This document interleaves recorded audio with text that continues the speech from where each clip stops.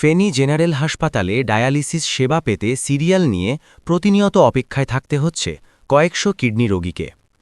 ফেনীতে 4টি বেসরকারি হাসপাতালে এ সেবা চালু থাকলেও ব্যয়বহুল হওয়ায় হতদরিদ্র ও নিম্নবিত্তের রোগীরা ভিড় করেন সরকারি হাসপাতালে।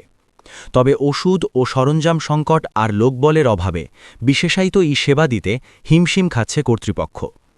বাধ্য হয়ে বাইরে থেকে ডায়ালিসিস সরঞ্জাম কিনতে হচ্ছে দরিদ্র রোগীদের। ফেনীর সংবাদদাতার পাঠানো তথ্য, ভিডিও চিত্রে রাকিব হোসেন। রিপোর্ট ফেনীর। 250 শয্যার জেনারেল হাসপাতালের নিচতলায় ডায়ালিসিসের আশায় প্রতিদিন ভিড় করেন রোগী ও তাদের স্বজনরা।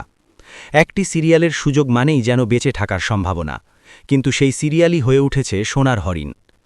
2019 সালে চালু হওয়া এই 10 শয্যার হেমোডায়ালিসিস ইউনিটে প্রতিদিন 3 শিফটে 30 জন রোগীকে সেবা দেবার কথা, কিন্তু যান্ত্রিক ত্রুটি ও জনবল সংকটে প্রতি শিফটে ডায়ালিসিস হচ্ছে মাত্র 7 জনের। দিনে 21 জনের একজন রোগীকে সপ্তাহে 2 বার ডায়ালিসিস করতে হয়। বাড়তি ব্যয়ে বিপাকে পড়েছেন রোগী ও তাদের স্বজনরা। টাকা দিয়ে আমরা সবকিছু পাইতাম, বর্তমানে এখন আমরা সবকিছু কিনে নিতে হয়। আমরা গরিব মানুষ, এই টাকা কিভাবে জোগাড় করি? টাকার অভাবে নিয়মিত ডায়ালিসিস করতে পারছি না। অনুগ্রহ করে আমাদেরকে আপনারা ডায়ালিসিসের ব্যবস্থা করে দেন।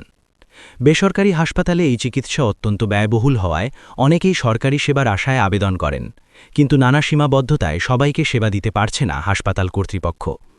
জিনিসপত্র থাকা না থাকার কারণে সঠিকভাবে সেবা ওনাদেরকে দিতে পারছে না।